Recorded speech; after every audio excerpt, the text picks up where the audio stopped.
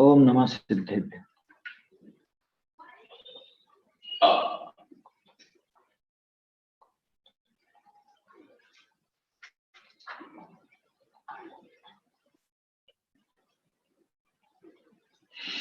नमो देव अरहंत सिद्ध आचार्य जो बुझाय, साधन को नित प्रति जजूं ये मम हो सहाय। जिन वाणी माता नमो मन धर हर्ष अपार, ता प्रसाद शिव सुख लहूं पाऊं निज पद सार। ये छीतरजी काला द्वारा रचित महान ग्रंथ है, जिन प्रतिमा यथावत स्वरूप। और इसमें अपन देख रहे हैं कि किस तरह से श्रद्धान को हमेशा दृढ़ रखना चाहिए।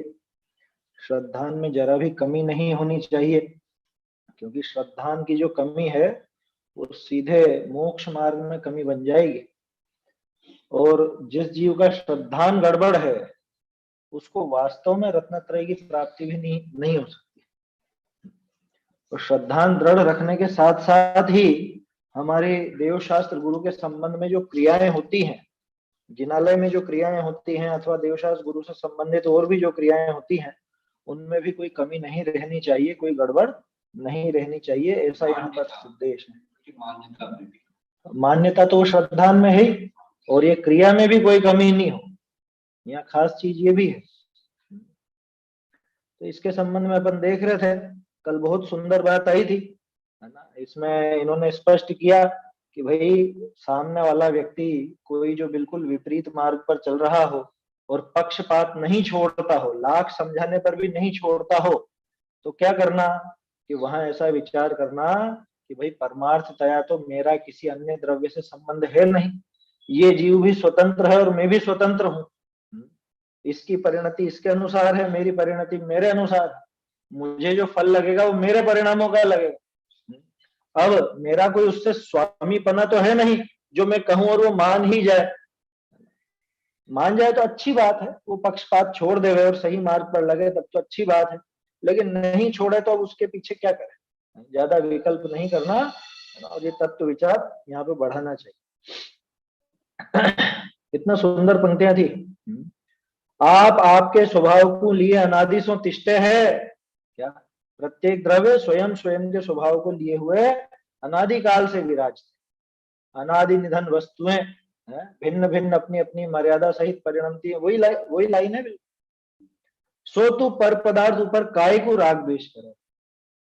देखो कहने वाला कह सकता है उनसे भी कि ठीक है साहब, जब दूसरे पे राग द्वेष नहीं करना, फालतू में क्यों लिख रहे हो आप ये ग्रंथ, क्यों समझा रहे। तो इसका जवाब वो पहले भी कह चुके हैं कि भाई हमें तो ऐसा भाव आया तो उस अनुसार ये काम हो गया, लेकिन कोई बहुत ही उनको आग्रह हो ऐसी बात नहीं कि सामने वाला मेरी बात माने ही सही। मान जाए तो अच्छी बात है, सहज रूप से उसको मंद कषाय का भाव हो और पक्षपात छूटता हो उसका, तो ये थोड़ा कहकर देख भी लेवे, और माने तो अच्छी बात है, नहीं माने तो फिर ज्यादा विकल्प नहीं करना। अपने को तो अपना परिणाम सुधारना, इसमें आया था ना, आपको तो आपके आत्मा को वश में रखना योग्य। खुद को तो खुद के आत्मा को वश में रखना है। वश में रखना है माने मान्यता सुधारनी है, श्रद्धान सुधारना है, उसमें कोई गड़बड़ नहीं रखनी है।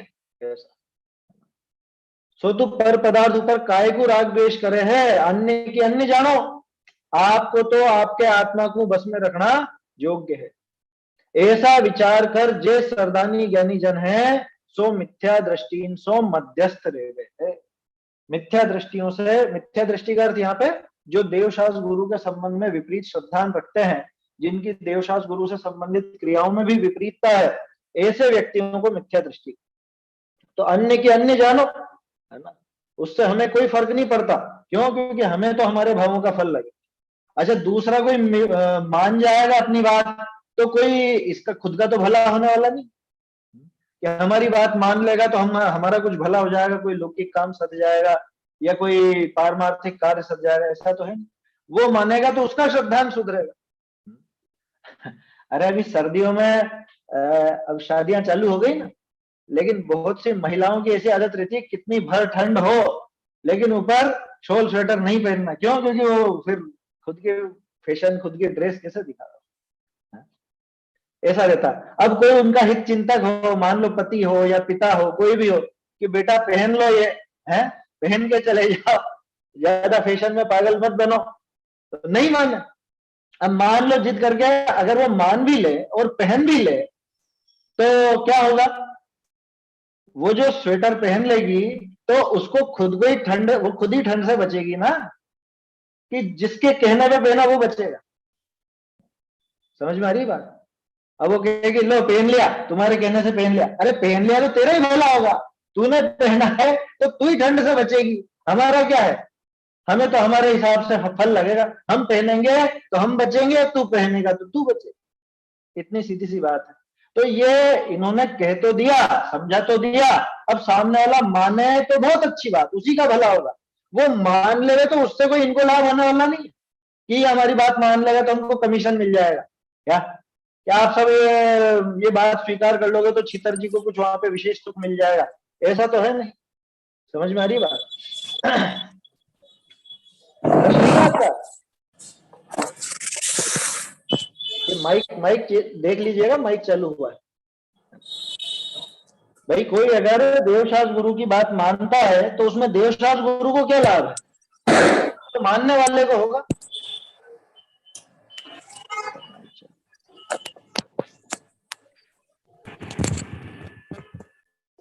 चलिए, तो अगर वो मानेगा तो उसी का श्रद्धांत सुधरेगा, वही मोक्ष मार्ग में आगे बढ़े, और नहीं मानेगा तो तेरी तू जान, हम क्या करें। लिखा ना बनारसी दास जी ने, तेरा द्रव्य ऐसा ही परिणमित हुआ है, हम क्या करें।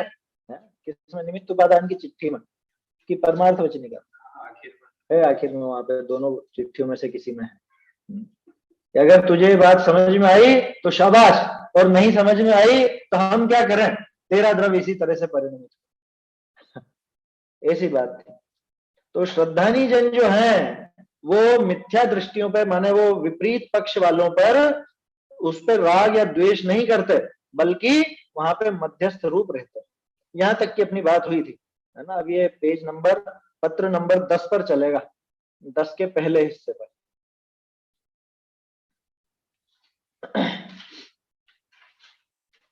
हाँ, यहाँ पर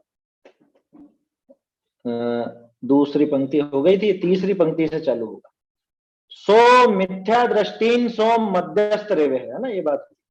बहुरी जप का करना तथा तप का करना व पूजा करना तथा वास व्रत करना, मिंद्र बनावना, यात्रा जाना, हाँ हाँ, दान का करना, सील पालना, संयम धारणा, शास्त्र सुनना, नाव लेना, ध्यान का करना, सामायिक का करना, जीव दया का पालना, रथ यात्रा उत्सव आदि का करना, धर्मात्मा केवावना इत्यादि करी या बाह्य बाह्य की करना, मिथ्या दृष्टि की सर्व व्रथा है ना। ये व्र इधर साइड में दिया है हाशिए में, ये व्र छूट गया था इसलिए इधर दिया।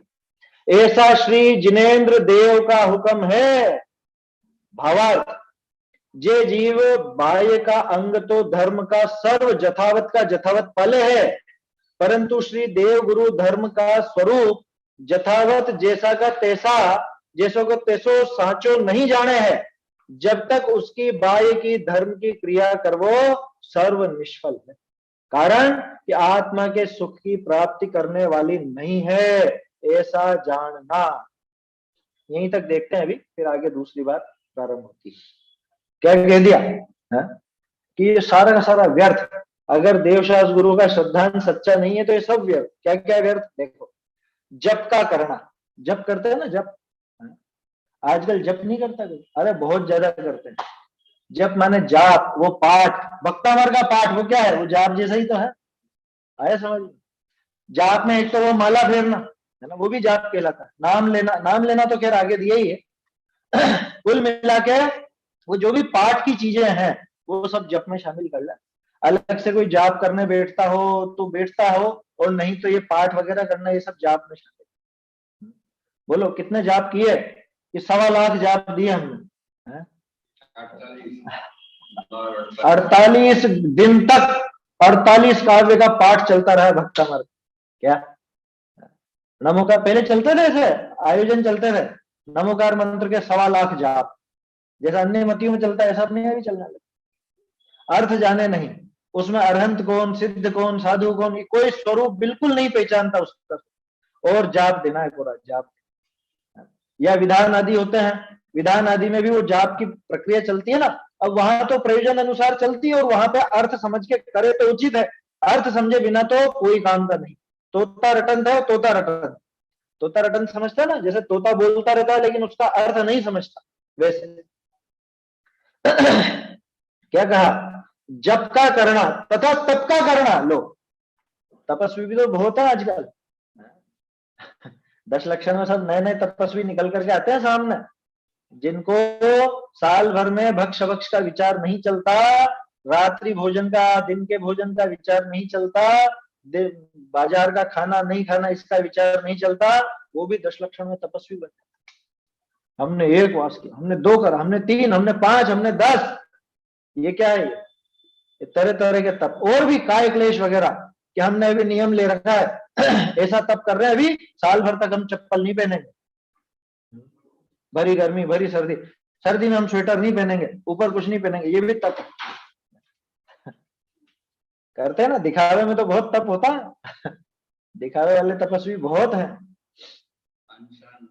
हाँ, वो सारे के सारे जो बाह्य तप कहलाते हैं, ये सारा अच्छा और बिल्कुल यथावत भी कर ले, मान लो यहाँ तो उसकी बात है, क्या जो गड़बड़ कर रहा है वो तो है ही सही गड़बड़ वाला, लेकिन जो बिल्कुल सही सही क्रिया कर रहा है उसका भी व्यर्थ है अगर श्रद्धा सही नहीं। सारे आ जाएंगे अंतरंग और बाह्य, तप का करना। अरे द्रव्यलिंगी मिथ्या दृष्टि के क्या है, वो सारी तो तप है वहां पर, कौन से तप में कमी।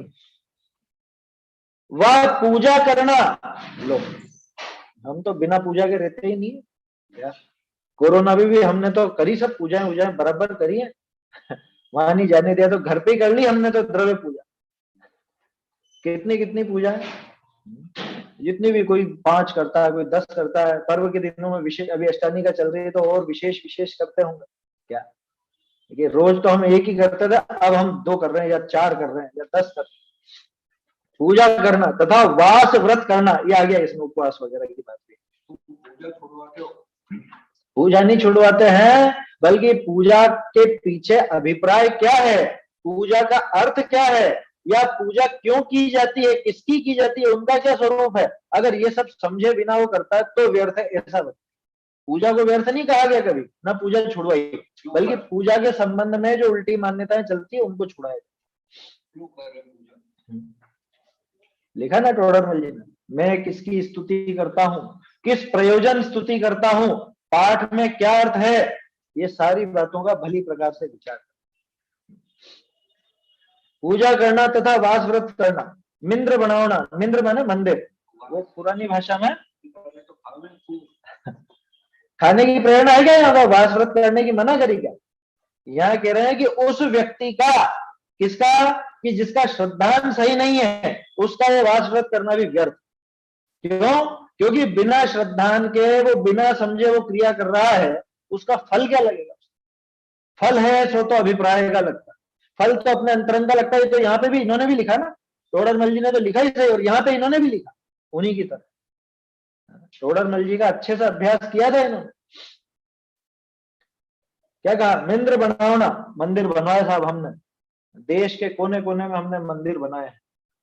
एक वो थे ना जीवराज जी पापड़ीवाल, क्या सुना कि नहीं सुना ना, संवत 1537 या 67, मैं संख्या भूल गया, 1500 तो है लेकिन 1537-67 के आसपास के आपको हजारों प्रतिमाएं मिलेंगी, हजारों, देश देश में जगह जगह पे अलग अलग मंदिरों में आपको मिलेगी पुरानी प्रतिमाएं, जहां मिलती हैं वह देख लेना, कभी भी 1537 या 67 के आसपास की कोई प्रतिमा जरूर मिलेगी। वो सारी प्रतिमाएं एक व्यक्ति ने विराजमान कर रही, पता देश भर में। क्या हुआ था कि उसके सामने कोई, ये जो दूसरे आक्रांता राजा होते थे ना, उसके सामने कोई मंदिर तोड़ दिया गया अथवा प्रतिमा खंडित कर दी गई, तो अब राजा का तो कुछ बिगाड़ नहीं सकता। तब प्रतिज्ञा ली थी उन्होंने। क्या ली थी? कि मैं 1 लाख या 2 लाख जो भी, कि इतनी प्रतिमाएं मैं विराजमान कराऊंगा। और उन्होंने करवाई। पाड़ाशाह नहीं, पाड़ाशाह ने तो मंदिर बना, जीवराज पापड़ीवाल। तो जीवराज जी पापड़ीवाल थे उस समय पे, उन्होंने ये देश देश में हर जगह पे, मतलब पूरे देश भर में बहुत सी जगह पे उनके ये प्रतिमाएं आपको मिलेगी। और एक जैसी बनावट रहेगी उनकी सबकी, लगभग लगभग ऐसी। अरे सब जगह है, खूब जगहों पर है। आया समझ में? मतलब राजस्थान में तो आपको जहां भी पुराने मंदिर मिलेंगे, इस संवत के आसपास की प्रतिमाएं और उनकी बनाई हुई प्रतिमाएं, बनाई मतलब उनकी पधराई हुई प्रतिमाएं जरूर मिलेंगी। तो उनकी बात क्यों कर रहे हैं? कह रहे कोई ऐसी भी प्रतिज्ञा करे क्या कि मैं हजारों मंदिर बनवाऊंगा, मैं इतने आलीशान मंदिर बनवाऊंगा, इतने बड़े जिनाले बनवाऊंगा, और ऐसा करूंगा वैसा करूंगा, तरह तरह से खूब काम करावे। क्या ये प्रभावना का कार्य है ना? मतलब ये कह रहे हैं कि तू चाहे तप कर, चाहे व्रत कर, चाहे जप कर, चाहे यात्रा कर, चाहे प्रभावना के मंदिर आदि बनाने का कार्य कर, कुछ भी कर। यात्रा जाना लिखा ना, यात्रा जाना। ये जो त्र के ऊपर ऐसा बनाया हुआ है ना, छोटी सी बनी हुई है ना, ये कभी आ की मात्रा छूट जाती थी तो इस तरह से ऊपर लिखा जाता है। कभी पुरानी पांडुलिपियों में आपको मिले इस तरह का, तो ये मत समझना कि क्या हुआ, ये सही फेल गई। ये आ की मात्रा ऐसे चढ़ा दी जाती थी। यात्रा जाना है ना, खूब यात्रा है कि साहब हम तो हर साल शिखर जी की यात्रा साल में 1 बार तो करते ही करते। ऐसे ऐसे व्यक्ति हैं कि उम्र खुद की भले 50 हो लेकिन 100 वंदना कर चुके होंगे। क्या शिखर जी की, गिरनार जी की, कैलाश जी की, जगह जगह जो जो भी अपने तीर्थ क्षेत्र हैं उनकी यात्रा। बोलो यात्रा जाना सफल है कि नहीं? हमारा एक सहपाठी था, सहपाठी क्या है वैसे तो बहुत छोटा था, है ना। अब वो आया एक बार थोड़े दिनों बाद, मैंने पूछा कहाँ गए थे भाई? तो कहता शिखर जी की यात्रा करके आया भाई साहब। मैंने की ठीक है, फिर क्या किया अब? कि नहीं बस यात्रा करके। मैंने की तो जीवन में कुछ आगे बढ़ने के लिए और नियम लिया होगा ना, शिखर जी की यात्रा अच्छी लगी तो कुछ अपने जीवन में कुछ ना कुछ सुधार तो किया होगा कि नहीं किया? कि नहीं नियम तो कुछ नहीं लिया। मैंने कोई बात नहीं, अब ले ले। कोई मतलब कुछ चीजें ऐसी थी जो उचित नहीं थी, तो वो चीजें छोड़ने की वृत्ति तो हो। यात्रा गए, यात्रा का फल क्या? यात्रा गए तो आपको खुशी हुई ना, तो उस खुशी में कुछ अपने जीवन में बदलाव आना चाहिए कि नहीं आना चाहिए? क्यों गए और गए ही क्यों? सबसे पहली बात तो ऐसा क्या देख करके गए वहां पर, क्या कारण था? देखो जाने की मना नहीं कर रहा हूं, ध्यान रखना, नहीं तो कोई सोचे ये तो यात्रा की भी मना करते हैं, पूजा की भी मना करते हैं, यात्रा की भी मना करते हैं। समझ में आ रही है बात? यहाँ तो इतना तक कहा जाएगा कि आप मंदिर जाते हो, भगवान की पूजा करते हो या दर्शन भी करते हो तो क्यों करते हो? नमो अरहंताणम बोलते हो तो अरहंतों को ही क्यों नमस्कार करते हो? जय जिनेन्द्र कहते हो तो जिनेन्द्र की जय क्यों बोलते हो? क्या कर दिया जिनेन्द्र भगवान ने? कम से कम हमको ये पता तो होना चाहिए। तो चाहे वो यात्रा गए हो, चाहे मंदिर बनाते हो, और क्या लिखा? दान का करना, खूब दान देते हैं साहब, करोड़ों दान देते हैं।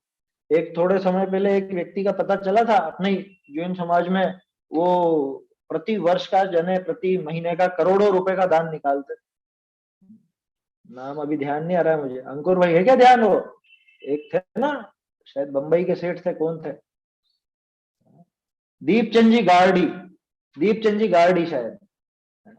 करोड़ों रुपए हर साल दान देते थे, ऐसा नाम सुनने में आता है। तो दान का करना, बोलो कोई इतना भी दान करता हो, मैं ये नहीं कह रहा हूं जिन्होंने वो काम किया वो कैसा किया क्या किया, यहाँ तो बात कर रहे हैं इतना इतना भी दान देता हो। और क्या कह रहे हैं? शील पालना। शील का अर्थ, शील का अर्थ अकेला ब्रह्मचर्य नहीं होता।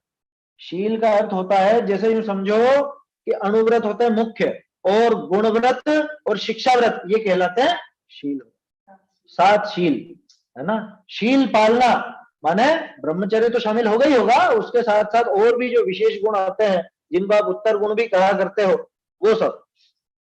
संयम धारणा है। हाँ तो हाँ हाँ, तो जिसको जैसे शब्दों से समझ में आए वो तो शब्द लिखे हैं उन्होंने। मिंद्र बनाना माने मंदिर, मंदिर बनाना। मिंद्र तो पुरानी भाषा में लिख दिया उन्होंने, लिखने वाले ने। संयम धारणा, संयम 12 प्रकार का संयम होता है ना, इंद्रिय संयम और प्राणी संयम। इंद्रियों का भी बिल्कुल अपने काबू में रखे, वश में रखे, और प्राणियों की भी जीव दया बराबर पाले, ऐसा बहुत ध्यान रखता हूं। शास्त्र सुनना, लो ये तो अपनी बात आ गई, खूब शास्त्र सुनते हैं साहब हम तो। क्या दिन भर में जब तक हम जगे हुए रहते हैं, सोने के अलावा दिन भर, अरे सोते टाइम भी चलता रहता है कि दिन भर जब तक जगे रहते हैं तब तक कंटिन्यू हम तो सुनते रहते हैं। बोलो वो सुनना कार्यकारी है या नहीं? शास्त्र सुनना, नाम लेना, नाव लिखा ना, नाव माने नाम, नाम लेना का अर्थ वही जब से ले लेना। क्या अरहंत सिद्ध, अरहंत सिद्ध, अरहंत सिद्ध, अरहंत सिद्ध, आदिनाथा नमः, आदिनाथा नमः, महावीर स्वामी नमः, महावीर स्वामी, जब तो ये नाम लेना। हाँ कोई दिक्कत नहीं है, जब में अपन ने पाठ वगैरह की बात भी कर ली थी ना, यहाँ पे नाम लेने में लेते लेना उनको, नमोकार का पाठ या भक्तामर का पाठ या और जो भी चलते हैं। लो आगे और क्या कह रहे हैं, ध्यान का करना, सामायिक का करना, सारी जो चीजें ले ली, कौन सी धार्मिक क्रिया छोड़ी, सारी चीजें करता हो। जीव दया का पालना, लो बहुत जीव दया पालता हो, जीव दया पालना वो भी बेकार बता रहे हो आप, किसके, ये समझ के चलना, ये सारी क्रिया किसकी बेकार बता रहे हैं, वो आगे बताएं। मारने की प्रेरणा है क्या? देखो यहाँ जिन जिन चीजों का कहा, यहाँ कोई उनकी मनाही नहीं है, बात यह है कि इतना ऊंचा काम करके भी, इतनी ऊंची क्रिया करके भी उसको फल नहीं मिलता। किसको? अश्रद्धानी जीव को, जिसका श्रद्धान ढीला है, जिसका देवशास्त्र गुरु का श्रद्धान सच्चा नहीं है, या उसमें विपरीतता है, या समझ लो उसमें मनमानी करता है, पक्षपात रखता है, तो 100% ऐसा मानना कि उसकी ये एक भी क्रिया काम की नहीं। कारण भी दिया है काम की क्यों नहीं है, आगे दिया है जरा सी लाइन में कारण। हाँ वो है ना, छंद है तो सही, यम नियम संयम आप कियो, पुनि त्याग अथा विराग लियो, वनवास रहो मुख मौन, वनवास दयो मुख मौन रहो, दृढ़ आसन पद्म जमाए लिए, मत मंडन खंडन खूब किए, सब शास्त्रन के नए धार ही है। बहुत सारी लिखी है उसके अंदर, आखिर की पंक्ति है खास, यह साधन बार अनंत कियो तदपि कछु हाथ हजू न करियो, फिर क्यों न विचारत है मन से कछु और रहो इन साधन, कि कुछ कुछ बाकी रह गया। ये सारी चीजें तो आ गई, ये इन्होंने गद्य में लिखा हुआ, पद्य में लिखा हुआ, बोलो कौन सा काम बाकी रह गया? ये सारे काम अपन ने किए कि नहीं किए? अच्छा वो द्रव्य लिंगी मुनिराज, इनमें से कौन सा काम छोड़ दे? ये सारे काम तो हो जाते हैं। हाँ वो छोड़ देना, मंदिर वगैरह बनाना वगैरह वो सब, क्योंकि वो बनाने का काम उनका नहीं। क्या कह रहे हैं, ये ध्यान का करना, अब ध्यान तो सबसे ऊंचा तप कहलाता है ना, सबसे ऊंची क्रिया है धर्म की ध्यान, ध्यान सबसे ऊंची क्रिया। सामायिक का करना, कि हम 3 टाइम सामायिक करते हैं, नियमित रूप से करते हैं, जैसे प्रतिमाधारियों की क्रिया हो बिल्कुल वैसे। जीव दया का पालना, रथ यात्रा, उत्सव आदि का करना, उत्सव माने उत्सव, क्या रथ यात्रा भी निकाली और ऐसे ऐसे उत्सव भी किए, धार्मिक उत्सव भी किए, जिससे लोगों को धर्म मार्ग की रुचि हो। अपन करते तो है, विधान करते हैं बड़े बड़े, इंद्र ध्वज मंडल विधान, पंच कल्याणक प्रतिष्ठा महोत्सव, शिविरों का आयोजन, ये सब क्या, ये उत्सव आदि, ऐसा ग्रुप शिविर, या अभी ऑनलाइन का चल गया तो जैसे गोष्ठियां चलती हैं, तरह तरह के शिविर चलते हैं, विशिष्ट कक्षाएं चलती हैं, ये सब क्या है, ये सब इसमें शामिल कर ले। रथ यात्रा उत्सव आदि का करना, धर्मात्मा केवावना, केवावना मतलब कहलाना, है ना, धर्मात्मा कहलाता है, ये तो पहले भी लिखा था इन्होंने, क्या कि शैली में, अपनी शुद्ध शैली में धर्मात्मा भी कहलाता है, दूसरे भी इसको धर्मी कहते हैं, ऐसा। इत्यादि करी या बायज की करना, इत्यादि क्रिया, ये क्रिया है, क्रिया इत्यादि क्रिया, इत्यादि क्रिया बाहर की करना, क्या कह रहे हैं आगे, हर्ष नहीं है वो, बाह्य की करना, इत्यादि क्रिया बायज की करना, बायज मतलब बाहर, बाहर का, है ना, इत्यादि बाहर की सारी क्रिया करना मिथ्या दृष्टि की सर्व वृथा। क्या कह दिया, क्या क्या चीजें वृथा है? जप, तप, पूजा, वास, व्रत, मंदिर, यात्रा, दान, शील, संयम, शास्त्र है, नाम लेना, ध्यान, सामयिक, जीव दया, रथ यात्रा, उत्सव आदि धर्मात्मा कहलाए। 18-19 नाम ले दिए। और भी लगा लेना, जो भी आपको ख्याल में आता हो, जो भी धार्मिक क्रिया नजर आती हो बाहर में, वो सारी क्रिया करना सर्वव्रथा। किसकी? मिथ्या दृष्टि। मिथ्या दृष्टि ये सारे काम करे सब व्यर्थ। अरे वो बोलते तो आप छेड़ल्ला, कोटि जन्म तप तपे सर्वव्रथा। साइड में देखो व्र लिखा हुआ है हाशिए में, व्री छूट गया तो बाद में अलग से लिखा हाशिए। मिथ्या दृष्टियों की वो सर्व वृथा है, सारी की सारी बेकार। जो भी अपने को धार्मिक क्रियाएं नजर आती हैं बाहर में, इनके अलावा भी वो भी जोड़ लेना कि वो सारी की सारी बेकार। कह रहे आपने हमारी पूजा को बेकार कह दिया। हाँ बेकार, बिना समझे करे सब बेकार, बिना श्रद्धान के करे सब बेकार। अरे वो लगाते हैं ना, नौकर लगा देते हैं आजकल क्रियाएं करने के लिए कि एक काम करना, या आपको हम 5,000 रुपए महीने देंगे, हमारी जगह आके पूजा कर लेना। बहुत से गांवों में हो गया ऐसा। क्या गांवों में अब लोग बाग तो शहरों की तरफ पलायन कर गए, और मंदिर खुद के बाप दादा ने बनाया था, तो अब क्या करें, ये इनकी व्यवस्था तो करनी पड़ेगी। तो वहां पे एक व्यक्ति को रख रखा है पुजारी, वो जाके हमारी तरफ से कर देता है, हम उसको महीने में पैसे देते। अब बोलो क्रिया तो वो भी कर रहा है ना, पूजन की क्रिया, विधान की क्रिया वो भी कर रहा है, जैसा आप कह रहे हो वैसा कर रहा है, उसको श्रद्धान जरा भी नहीं है, तो उसको क्या फल होगा? कुछ भी फल नहीं होगा। तो जैसे उसको नहीं होगा, ऐसे ही भले जैन हो और खुद वो सारी की सारी क्रियाएं करता हो, लेकिन अगर श्रद्धान सही नहीं है, विपरीतता है, देवशास्त्र गुरु के संबंध में बराबर स्वरूप नहीं पहचानता, और पहचान ले तो स्वीकार नहीं करता, अपना पक्ष नहीं छोड़ता, तो समझ लेना उसकी भी सारी की सारी क्रियाएं व्यर्थ। जीवन संकित। हाँ, जैसे बिना एकड़े बिंदी, ऐसा लिखा ना, दिग दिग जीवन संकित।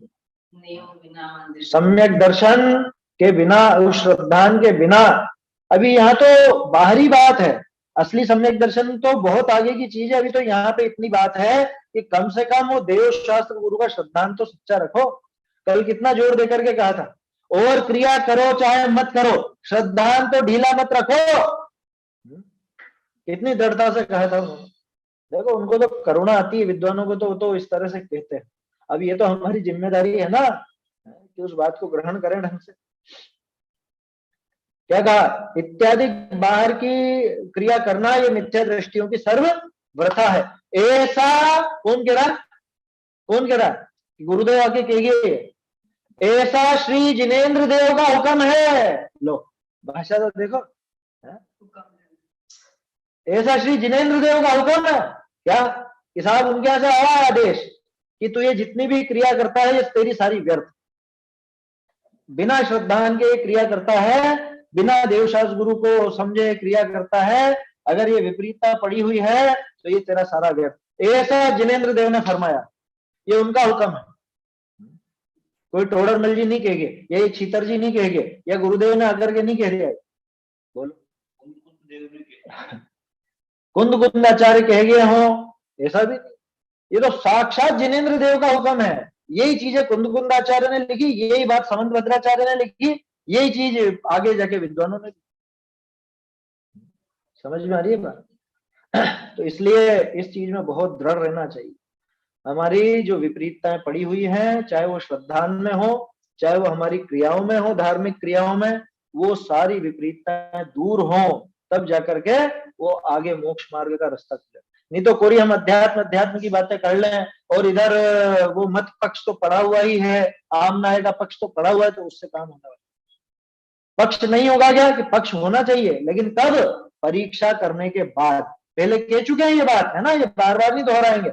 यहाँ पक्षपाती शब्द जब भी आए तो समझ लेना विपरीत पक्षपात, विपरीत क्रिया का, विपरीत श्रद्धा का पक्षपात पड़ा हो, उसका पक्ष जिसको, वो पक्षपाती है। यहाँ पर जिसको सच्ची बात समझ में आई और जिसने बिल्कुल सही ढंग से अपना श्रद्धांत सच्चा किया है, उसको भी पक्ष है, लेकिन उसको सच्चाई का पक्ष, सच्चाई के पक्ष वाले को पक्षपाती नहीं कहेंगे।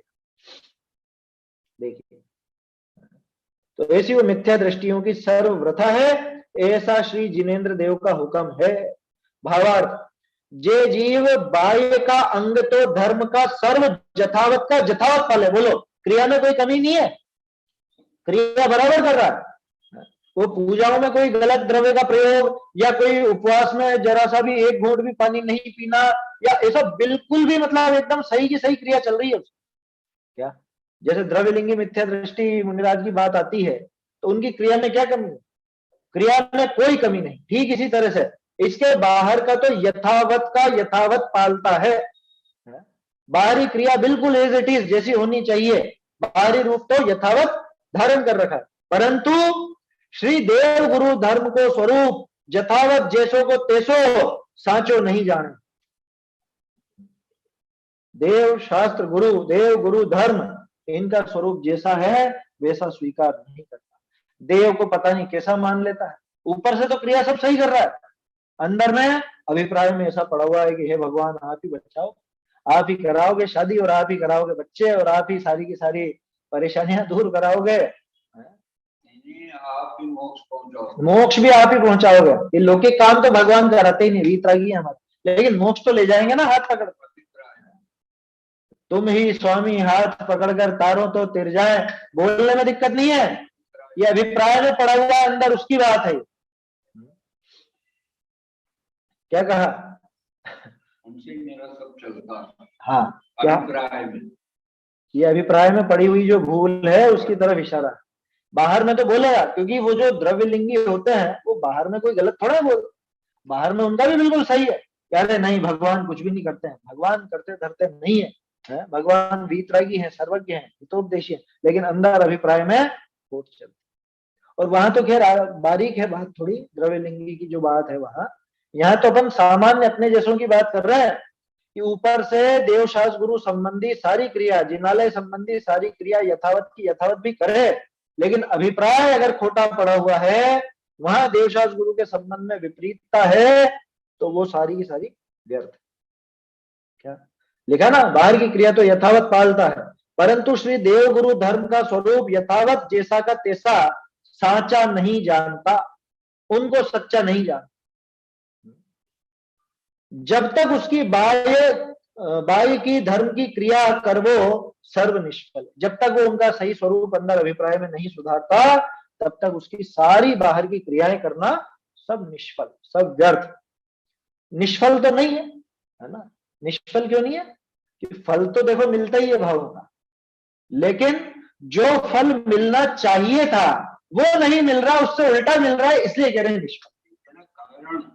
कारण दे रहा है, कारण कि आत्मा के सुख की प्राप्त करने वाली नहीं है। बाहर में थोड़ा बहुत अगर उसके परिणाम शुभ रूप हो तो पुण्य बंध जाए तो बंध जाए, नहीं तो पाप ही बंधे, तो वो फल तो मिलेगा, उसकी बात नहीं। असली फल क्या था इन क्रियाओं का? इन धार्मिक क्रियाओं का असली फल तो था आत्मा के सुख की प्राप्ति, और वो नहीं मिल रहा है, इसलिए निष्फल। जो चाहिए था वो नहीं मिल रहा। ये धार्मिक क्रिया करके हम तो आत्मिक सुख चाहते थे ना, अतीन्द्रिय सुख की प्राप्ति चाहते थे, लेकिन वो नहीं हो रही है, तो इसका अर्थ यह है कि वो सारी क्रियाएं निष्फल। उसका मंदिर बनाना निष्फल, उसका मंदिर जाना निष्फल, मंदिर में पूजा करना निष्फल, ये सारे जो ऊपर नाम लिए सब क्रिया निष्फल। क्या? अगर श्रद्धान सही नहीं रखे। और कोई बहुत बड़ी बात नहीं कह रहे, अभी तो सिर्फ देवशास्त्र गुरु के संबंध में ही श्रद्धान की बात, आत्मा का श्रद्धान तो आगे इन्हीं के आधार से हो। अब लेकिन काम उल्टा है, हम क्या सोचते हैं कि अपने को उससे मतलब नहीं है, बाहर में देवशास्त्र गुरु कैसे क्या है उससे मतलब मत रखो, आप तो अध्यात्म की बात करो, तत्व की बात करो, हम तो तत्व समझना चाहते हैं बस। यह कहते हैं कि ये प्रारंभिक भूमिका है, इसके बिना वो काम होने वाला नहीं। क्या? देव का स्वरूप अगर सच्चा नहीं है तो तोड़रमल जी ने कितना सुंदर वहां पे बताया नौवें अधिकार में, सब एक दूसरे में गर्भित बताया ना। अब अगर देव का स्वरूप ही सच्चा नहीं है तो मोक्ष का स्वरूप कैसे सच्चा होगा उसके बताया, और आत्मा का स्वरूप कैसे सच्चा होगा? अनुक्रम बताया ना, क्या अनुक्रम कहा? वो जो लक्षणाभास कहे, सम्यक दृष्टि के चारों लक्षण पाए जाते हैं, देवशास्त्र गुरु का श्रद्धान, सात तत्व का श्रद्धान, आपापर का श्रद्धान, आत्मा का श्रद्धान, ये सब पाए जाते हैं। तो कौन से क्रम से पाए जाते हैं? क्रम में सबसे पहला नाम है देव शास्त्र गुरु। कोई इस क्रम को उल्लंघन करके अगर आगे बढ़ना चाहे नहीं जा सकता, नहीं हो सकता होगा। तो जब तक उसकी बाई की धर्म की क्रिया कर वो सर्व निष्फल है। कब तक? ये जब तक कर दे तब तक समझना। कब तक? कि वो पीछे जो कहा था कि जब तक वो अपना उनका स्वरूप देवशास्त्र गुरु का स्वरूप यथावत नहीं समझता तब तक उसकी बाहर की धर्म की क्रिया करना सब निष्फल। क्यों? क्योंकि वो आत्मिक सुख प्राप्त कराने वाली नहीं। आत्मिक सुख प्राप्त हो तब तो वो क्रिया सफल है, लेकिन आत्मिक सुख अगर प्राप्त नहीं हो तब तक वो क्रिया पूरी तरह निष्फल है। ऐसा जानना, ऐसा हमको समझना चाहिए। चलिए आगे पढ़ते हैं। 10 नंबर है ना।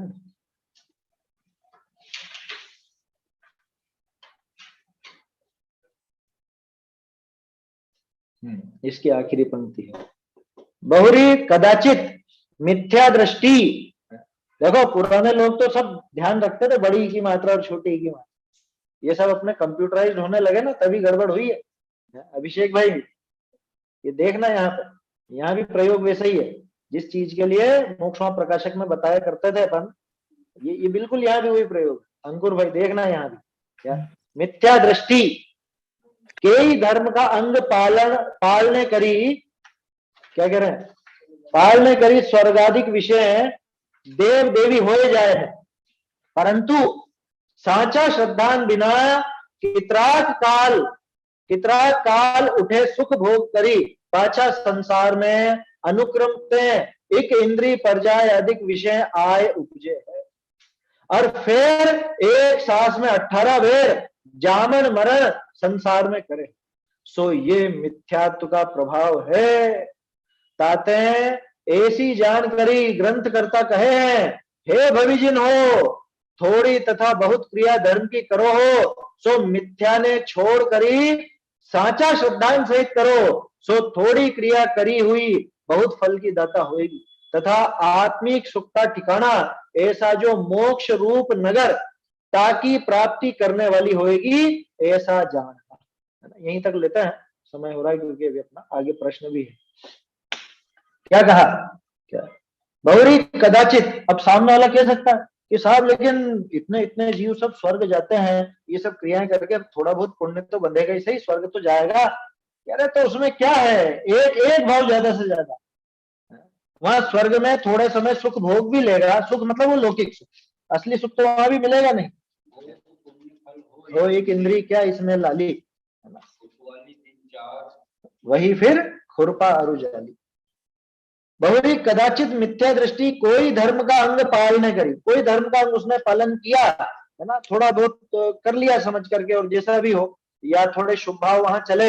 देखो क्रिया से तो कोई भी नहीं जाता, ध्यान रखना कि क्रिया से तो वो भी नहीं जाएगा। थोड़ा उस समय जो शुभ भाव होगा, कषायों की मंदता होगी, उस अनुसार उसको स्वर्ग मिल गया, मान लो मिल भी गया, तो उसमें देव देवी हो जाए है, परंतु साचा श्रद्धान बिना, अगर श्रद्धान सच्चा नहीं हुआ तो कितराक काल उठे सुख भोग करी पाचा संसार में अनुक्रमते एक इंद्रिय पर जाए अधिक विषय आयु। थोड़े समय रह लेगा, थोड़ा समय माने जितनी उसकी आयु हो। अरे नहीं साहब 33 सागर की भी होती है, 33 सागर तो सम्यक दृष्टि की होती, मिथ्या दृष्टि अधिक से अधिक 22 सागर वाला है ना। देव 16वें स्वर्ग तक की बात है ना, 22 नहीं, 9वें ग्रेवेक की बात करें तो 31 सागर तक, तो अधिक से अधिक 31 सागर रह भी लेगा तो उसमें क्या बड़ी बात है। यह अनंत काल के आगे वो 31 सागर में क्या दम है। अरे कितनी बार होया, पहले भी होगा है, पहले नहीं होगा है, अनंत बार पे निज आत्म ज्ञान बिना सुख लेश न कर, अनंत बार कोटि जन्म तब तपे, मनुष्य से अधिक बार स्वर्ग गए, अनंत बार। हाँ क्यों, क्योंकि मनुष्यों की संख्या लिमिटेड है, मनुष्य के भव लिमिटेड है, और स्वर्ग की तो संख्या भी ज्यादा और भव भी ज्यादा, इसलिए उसके लालच में मत आ जाना कि थोड़ी बहुत वो क्रिया करके साहब वहां स्वर्ग तो चले ही जाएंगे हम, मोक्ष नहीं भी हो तो स्वर्ग तो चले जाएंगे। अरे स्वर्ग में जाके कर क्या लेगा?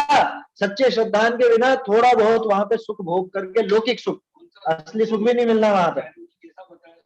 इंद्रियों का आया समझ में? और कैसा? सप्रम बाधा संयम लिखा ना वहां पे प्रवचन सार जी में। पूड़ी नाचती है तेल में जैसे। बोलो नाच रही है, हमें दिखता है नाच रही है, नाच नहीं रही है, वो वहां पे जल रही है जबरदस्त। ये तो सही, वहां पे प्रवचन सार जी में बहुत सुंदर अधिकार है, और सुख अधिकार नाम है उसका क्या।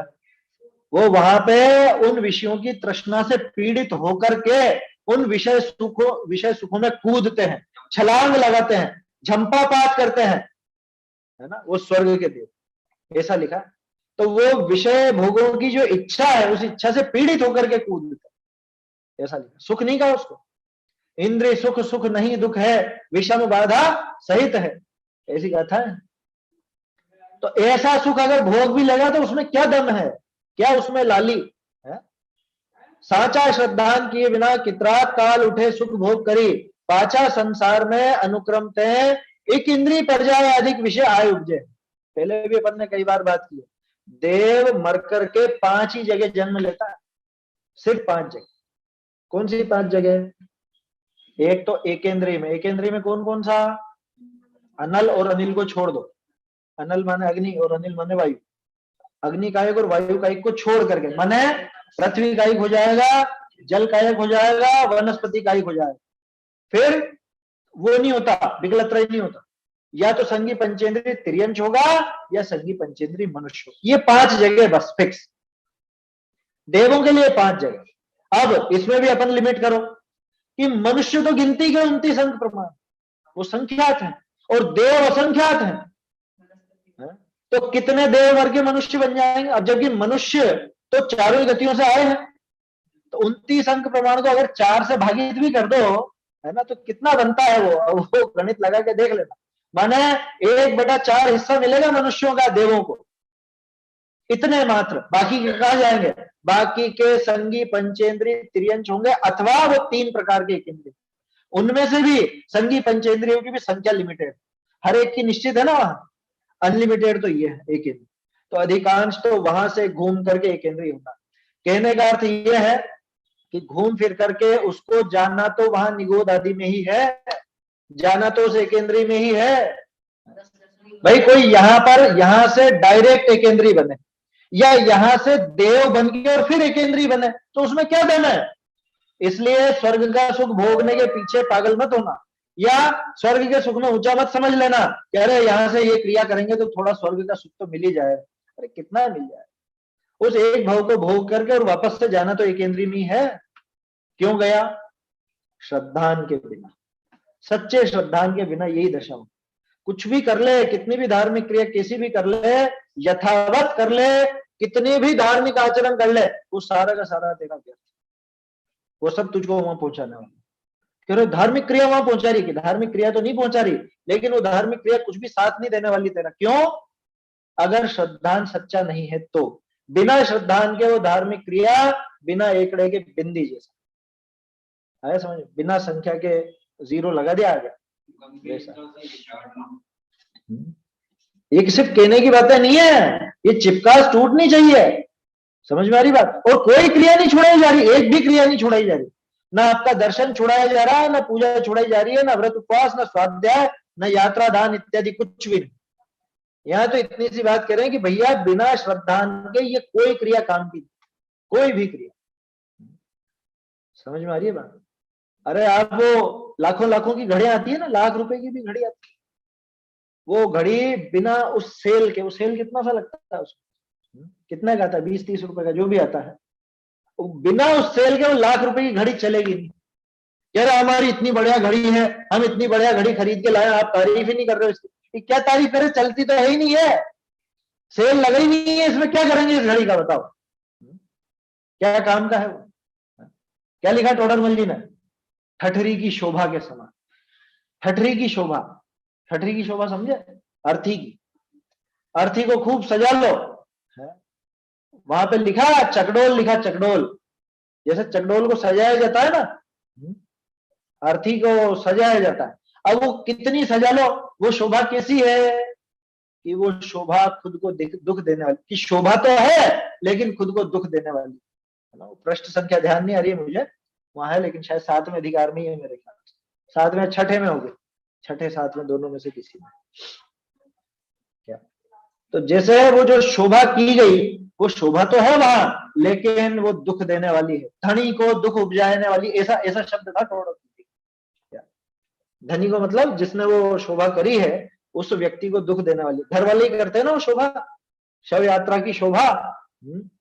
तो अब उससे कितना सुख मिल रहा है बताओ। ठीक उसी तरह से ये सारी क्रिया कहने को तो बहुत ऊंची और कहने को तो बहुत अच्छी, लेकिन बिना श्रद्धान के ये क्रिया जो की गई धार्मिक क्रिया, ये थोड़ा बहुत स्वर्ग का सुख भोग करके और वापस से जाने वाला तो नरक निगोद में ही है। वहां से तो डायरेक्ट नरक नहीं होता, लेकिन निगोद या एक इंद्रिय वहां से होना। लिखा ना, पाछा संसार में अनुक्रम थे एक इंद्रिय पर्याय अधिक विषय आय उपजे है। और फिर क्या होता है, और फिर एक सांस में 18 बेर जामन मरण संसार में अपर्याप्त दशा होती, अपर्याप्त दशा को प्राप्त हो जाता एक सांस में 18 बार। इसी की गणित है वो जो क्षुद्र भवों की संख्या आती है ना, अंतर मुहूर्त का हिसाब लगाओगे तो 66,336 भव। क्या एक सांस में 18 और अंतर मुहूर्त में 66,336, 66 33 6 66 336, याद रखना हो तो इस तरह से रख सकते। इतने भाव जो धारण किए जा सकते हो, अब उस भाव में क्या समझ पड़ने वाली है। ऐसे फलदायी होगी, आत्मिक सुख तो मिला नहीं और ये घूम फिर करके वहां पहुंच जाएगा। क्यों पहुंचा, उस क्रिया की वजह से कि नहीं, बिना श्रद्धान की वजह से। इसने देवशास्त्र गुरु का श्रद्धान सही नहीं किया, इसलिए वहां ऐसे जन्म मरण करता है। सो ये मिथ्यात्व का प्रभाव है, ताते ऐसी जानकारी ग्रंथ करता कहे हैं। क्या कह रहे हैं मिथ्यात्व का प्रभाव देख के, हे भविजिन हो, हे भवि जीवो, थोड़ी तथा बहुत क्रिया धर्म की करो हो, सो मिथ्यात्व ने छोड़कर ही साचा श्रद्धान सहित करो। हम नहीं कह रहे तू बहुत ज्यादा कर, हम नहीं कह रहे कि तू कर ही मत, हम कुछ भी नहीं कह रहे, हम तो कह रहे हैं थोड़ी या बहुत जितनी भी तुझसे बन सकती हो वो तू कर, लेकिन श्रद्धान सही करके। विपरीत श्रद्धान सहित की गई क्रिया कोई फलदायी नहीं है, ये पक्का मानना, गंभीरता से विचार करने लायक बात है ये। हमें छूटता नहीं है पक्ष, क्या हम छोड़ते गए। अभी आप सब गर्दन भी हिलाओगे, कुछ भी करोगे, लेकिन जिसके श्रद्धान सही नहीं है वो काम तो वैसे ही करेगा जैसा उसको करना। वो श्रद्धान विपरीत है तो विपरीत ही। हे भवि जीवो, थोड़ी तथा बहुत धर्म की क्रिया करो हो, सो मिथ्यात्व ने छोड़कर साचा श्रद्धान सहित करो, तब जाके वो थोड़ी क्रिया करी हुई बहुत फल की दाता हो। कि तू जो थोड़ी भी करेगा ना अगर श्रद्धान सहित, वो बहुत फल देगी, बहुत ज्यादा। ज्यादा मत कर, भले ही कम कर, लेकिन श्रद्धान सहित, श्रद्धान सच्चा रख के कर। अभी तो श्रद्धान की विपरीतता जबरदस्त पड़ी हुई है और सोचता है मैंने ऐसा किया, ऐसा किया, इतना धर्म का आचरण किया, हमने बहुत धर्म पाला। क्या पाला तू? धर्म का बेस तो वो श्रद्धान है, धर्म का आधार तो वो श्रद्धान, उसके बिना वो क्रिया कुछ भी फल देने वाली नहीं। क्या कहा, वो थोड़ी बहुत भी कर लेकिन श्रद्धान सहित कर, वही बहुत फल की दाता होगी। तथा आत्मिक सुख का ठिकाना ऐसा जो मोक्ष रूप नगर ताकि प्राप्ति करने वाली, कि उससे तुझे मोक्ष रूप नगर की डगर मिल पाएगी, तो मोक्ष का मार्ग मिल पाएगा श्रद्धान सच्चा रख के करेगा तो। हाँ है, अष्टप्रहर में खूब इस तरह की कथा कि थोड़ा भी किया हुआ धर्म है ना, श्रद्धान सहित थोड़ा भी किया हुआ धर्म बहुत विशेष फल कर, उसमें भी उपदेश सिद्धांत रत्न वाला वहां भी। तो ये तो सब आचार्यों के कथन है, कोई इन्होंने मन गढ़ंत नहीं लिख दिया और कोई आज का ग्रंथ नहीं पढ़ रहे हैं। 153 वर्ष हो गए इसको, संवत 1925, सोचो। ऐसा ऐसा जानना क्या, तो इसलिए हमको श्रद्धान हमारा सुधारना ही चाहिए। बिना श्रद्धान सुधारे की गई क्रिया कुछ भी फल देने वाली नहीं। मतलब जो फल हमको मिलना चाहिए धार्मिक क्रिया का, वो फल उससे मिलने वाला नहीं है। ऐसा हमको अपना श्रद्धान सुधारना चाहिए। आगे की चर्चा फिर कल करेंगे। निज निधि निज में बताई यह उपकार है, इसके लिए जिनवानी माँ को वंदना शत बार, वंदना शत